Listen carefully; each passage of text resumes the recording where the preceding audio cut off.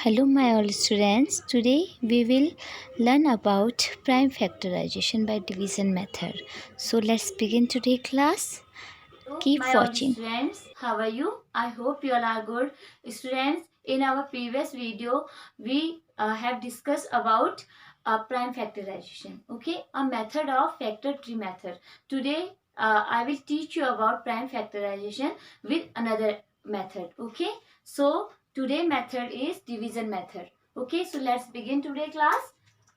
Division method हम इसे इसलिए कहते हैं बच्चों।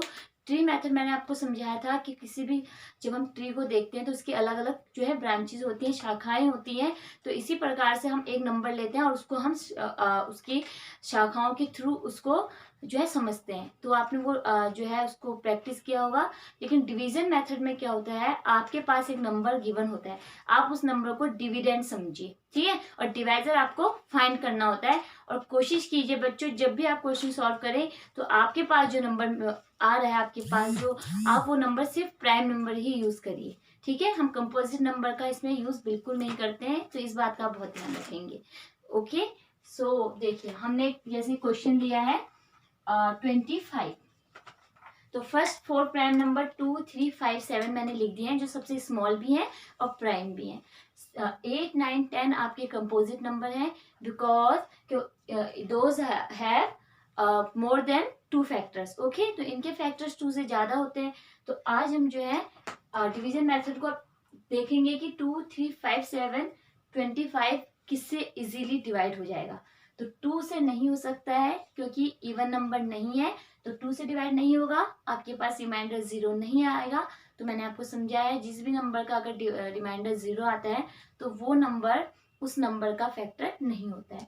3 के टेबल में 25 नहीं आता है, 5 के टेबल में 25 आता है और 7 के टेबल में नहीं आता है। तो इसका जो फॉर्मेट होता है करने का, वो एक स्टैंडिंग लाइन और एक दूसरी होती है स्लीपिंग लाइन हमारे पास। इस तरीके से इसका पैटर्न होता है, ठीक है। तो आपके पास जब भी प्राइम फैक्टराइजेशन को आप लिखा होता है, ट्री मेथड यूज कीजिए या आप डिवीजन मेथड से करिए, ठीक है।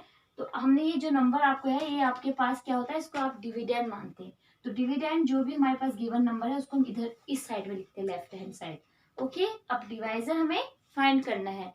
तो देखिए 25 को अगर हम 5 से डिवाइड करते हैं, ठीक है, आप इस तरीके से यहाँ पे रफली वर्क भी कर सकते हैं। देखिए, तो ये हमारे पास क्या है, डिविडेंड, एंड ये 5 5 are 25. If we get remainder 0, so we can say this number is factor of this number. Okay, तो अब आप इसको भूल जाइए, ठीक है। अब जब हमारे पास आया 5, तो हमारे पास न्यू डिविडेंड आ गया। तो अब हम देखेंगे कि ये कौन से नंबर में आता है। तो 5 1 या 5, तो 1 जब हमारे पास आता है, उसके बाद हमारा जो क्वेश्चन सॉल्व हो, यहाँ पे हम बोलते हैं कि हमारा क्वेश्चन जो है सॉल्व हो चुका है। तो अब हम लिखेंगे प्राइम फैक्टराइजेशन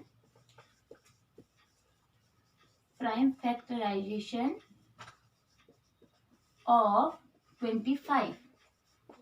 क्या है फैक्टर हमारे पास, क्या है, 5 × 5। Okay, so let's take another example.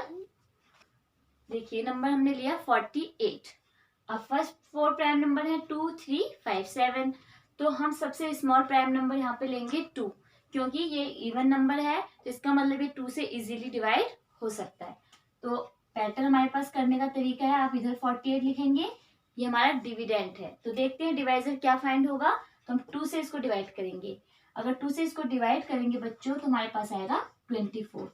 आपको अगर इजीली आप नहीं डिवाइड कर सकते हैं, अभी जब तक आपको कभी कोई क्वेश्चन सॉल्व करना अच्छे से नहीं आए, आप रफ वर्क कर सकते हैं। और 48 को आप डिवाइड अगर 2 से करेंगे, तो 2 2s are 4, 8, 2 4s are 8, 0 reminder है। अगर रिमाइंडर 0 आता है तो ये इस नंबर का फैक्टर है।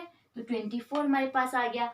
अब हम इसे छोड़ेंगे, नेक्स्ट डिविडेंड को देखेंगे। तो 24 आया, हम इसको फिर एक न्यू प्राइम नंबर से ही डिवाइड करके देखेंगे। तो प्राइम नंबर भी है 2 हमारे पास और इवन नंबर भी, तो ये इजीली डिवाइड हो जाएगा, ठीक है। फिर अब इसको छोड़ दीजिए, इसे देखिए। तो फिर इसको डिवाइजर हम 2 लेकर ही देखेंगे।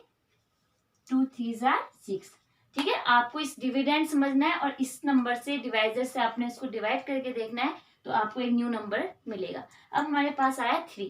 तो 3 एक प्राइम नंबर है और 2 से ये डिवाइड भी नहीं हो सकता है। तो अब हम क्या करेंगे, 3 1 और 3 की टेबल में आता है, तो 3 1 1। सो लास्ट में हमें क्या मिला, 1। तो यहाँ पे हम लिखेंगे प्राइम फैक्टराइजेशन ऑफ 48। तो क्या है हमारे पास फैक्टर, ये देखिए 2 मल्टीप्लाई 2 मल्टीप्लाई 2 मल्टीप्लाई 2 मल्टीप्लाई 3। तो अगर हम इनको आपस में मल्टीप्लाई करेंगे तो हमारे पास 48 आएगा। 3 2 जा 6, 6 2 जा 12, 2 जा 24, 24 2 जा 48। तो जब हमारे पास फैक्टर का आंसर राइट आता है तो हम कह सकते हैं हमारा आंसर यहाँ क्वेश्चन सॉल्व हो चुका है। ठीक है, तो इसी प्रकार से आप और क्वेश्चंस को प्रैक्टिस करके देख सकते हैं। ओके, सो आई होप आपको आज का वीडियो समझ आया होगा। ओके, कल मिलेंगे हम एक न्यू टॉपिक के साथ। Okay, take care of you, bye.